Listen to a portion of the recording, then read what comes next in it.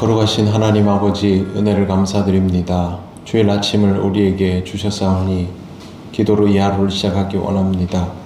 하나님 앞에 기도드릴 때 아버지의 뜻대로 응답하여 주시옵소서. 예수님 이름으로 기도드립니다. 아멘. 찬송가 315장 하나님께 찬양드립니다. 찬송가 315장입니다. 내 주 되신 주를 참 사랑하고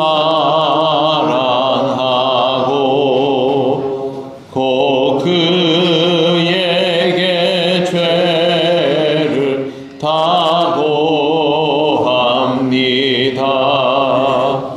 그는 은혜를 주신 내 예수시니 이전보다 더욱 사랑합니다. 주 날 사랑하사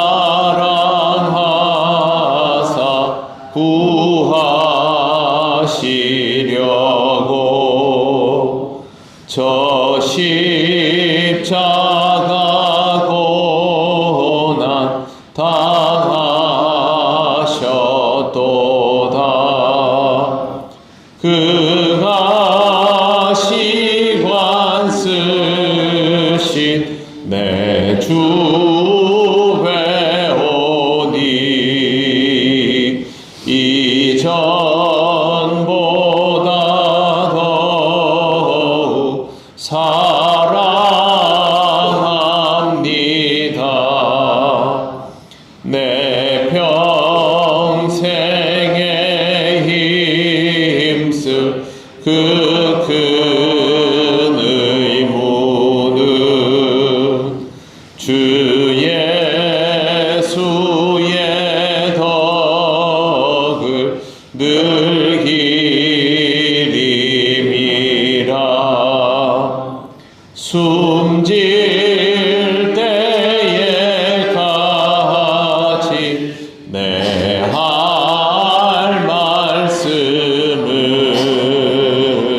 이전보다 더욱 사랑합니다.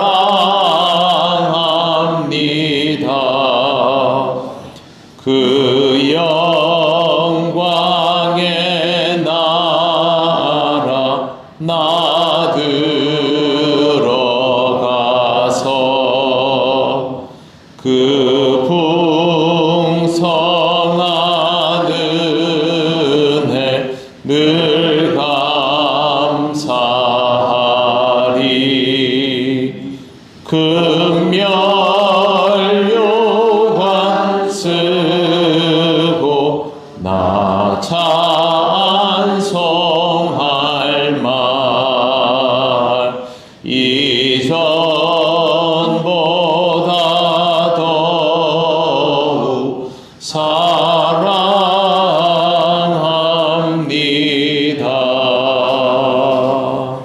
아멘. 하나님 말씀 요한계시록 13장 17절입니다. 신약성경 412쪽입니다. 13장 17절 말씀 다같이 봉독하겠습니다. 누구든지 이 표를 가진 자 외에는 매매를 못하게 하니 이 표는 곧 짐승의 이름이나 그 이름의 수라. 아멘. 지난 시간에 마지막에 잠깐 보았던 17절 말씀을 조금 더 묵상하겠습니다. 짐승의 표를 가진 자 외에는 매매를 못하게 된다는 내용이 나옵니다. 이것 때문에 과거에 바코드가 짐승의 표라고 해석을 하고 싶어하는 경우들이 나오게 되었습니다. 지금 보면 바코드를 사용하기도 하지만 그것 없이도 얼마든지 매매나 여러가지 경제활동이 가능하기 때문에 그렇게 단정하는 것은 무리다라는 것이 일반적인 견해입니다. 그리고 이것으로 인하여 직접적인 통제를 받을 정도는 아닙니다. 짐승의 표의 개념을 보면 오른손이나 이마에 받게 해서 소유권이 짐승에게로 넘어가는 존재가 되는 것을 뜻합니다. 짐승이 이 세상을 다스리는 형국이라고 보면 그 짐승이 사람들에게 강제로 표시를 해서 그 표시가 없으면 이 세상에서 살아가는 게 힘들도록 만드는 상황이 되면 조건이 맞습니다. 통제받을 수 있는 주체가 생기면 여기에 제일 근접하는 조건이 된다는 뜻입니다. 근접한다는 것이지 딱 무엇이다 라고 단정할 수는 없습니다. 지금 현재 상황에서 여기에 가장 근접한다고 여겨질 수 있는 것이 무엇일까에 대하여 일반적으로 학자들은 인공지능 슈퍼컴퓨터가 그럴 가능성이 제일 높다라고 추정을 합니다. 지금의 인공지능은 그럴 수준은 전혀 아닙니다만 소위 초지능의 영역까지 개발이 이루어지면 인공지능은 인간보다 빠르게 계산을 하는 것이 아니라 판단을 할 수 있는 단계까지 올 수도 있습니다. 판단을 하게 되면 그때부터는 그 판단에 의하여 역으로 인간을 통제할 수도 있게 되는 것이죠. 과거에 잠깐 말씀을 드렸습니다만 지금의 드론 공격 같은 것은 인간이 누구가 적이다 라고 지정하면 인공지능 컴퓨터가 공격을 하는 형태입니다만 어느 순간부터 인공지능이 누구는 적이고 누구는 아군이라고 스스로 판단하기 시작하면 그때 화살을 인간에게로 돌리면 모든 인간은 적이 될 수 있습니다. 초지능의 단계의 인공지능은 그걸 할 수 있는 것을 뜻합니다. 이렇게 되어서 인문학이나 과학 분야, 심지어 철학적 분야에까지 이것에 대해서 고민하고 우려하고 경고하는 학자들이 굉장히 많습니다. 당장 지구상의 어느 국가가 세계 통일을 하고자 지도자가 나서서 전 세계를 통제할 수 있는 가능성은 없어 보입니다. 그 가능성이 제일 높으려면 미국 아니면 중국일 텐데요. 어느 나라도 이것을 쉽게 용납하지 않습니다.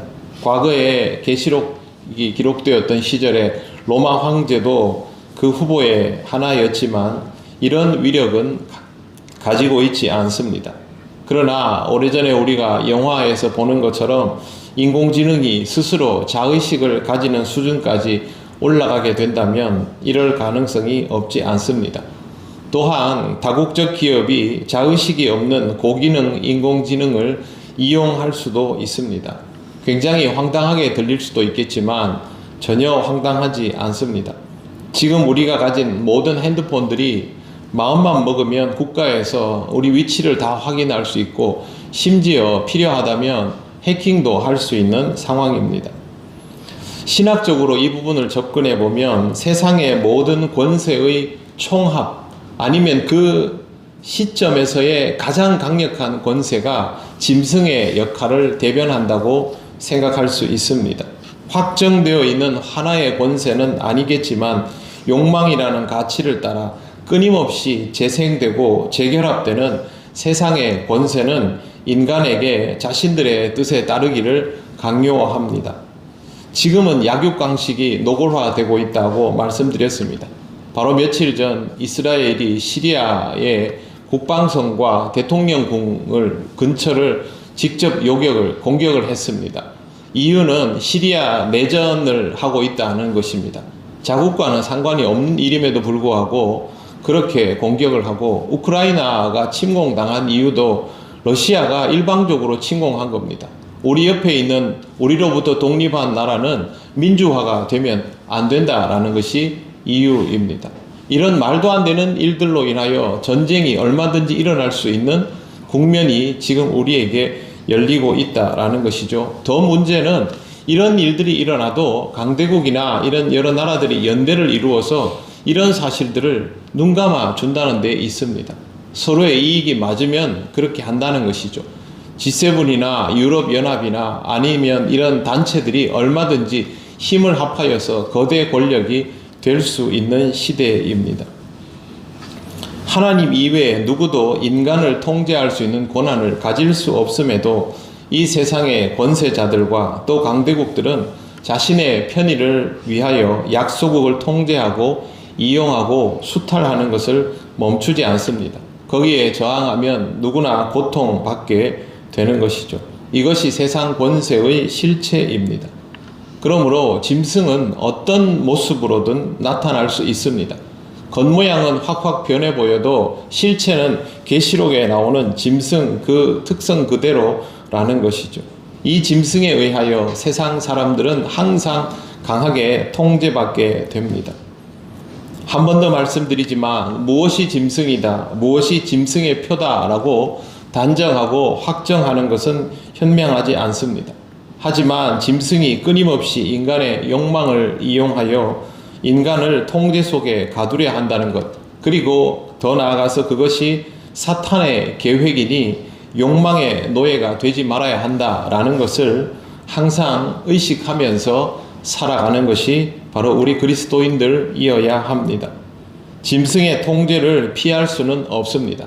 그러나 그 짐승에게 주권이 있는 것은 아닙니다. 주권은 오직 하나님 아버지께만 있습니다. 우리는 이 궁극적인 사실을 믿기 때문에 이 세상이 정말 세속적으로 흘러갈지라도 하나님을 향한 우리의 믿음만은 흔들리지 않고 살아가야 하는 것입니다. 사실 계시록의 메시지는 바로 여기에 있습니다. 오늘도 우리가 그리스도인이라는 사실을 분명히 기억하시고 하나님께 예배하는 자로 살아가시며 영광을 돌리시기를 바랍니다. 기도드리겠습니다. 하나님 감사합니다. 우리가 감당할 수 없는 세속의 흐름 속에서도 우리를 믿는 자로 불러주시고 하나님의 자녀됨을 인정하여 주시니 감사합니다. 이 세상의 모든 것들이 우리를 통제할지라도 우리는 하나님의 주권을 인정하고 그 주권을 믿고 따르며 살아가는 그리스도인이기를 원합니다. 오늘도 하나님 앞에 믿음으로 예배할 때 하나님 우리의 예배를 받으시고 우리가 믿는 자로 살아가기에 합당하도록 성령께서 역사하여 주시옵소서.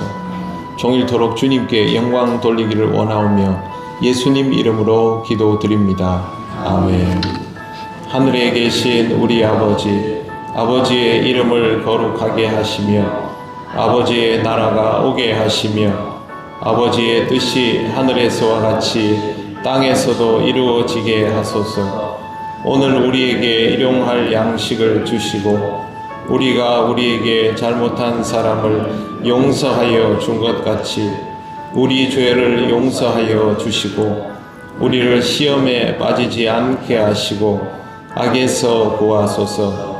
나라와 권능과 영광이 영원히 아버지의 것입니다. 아멘.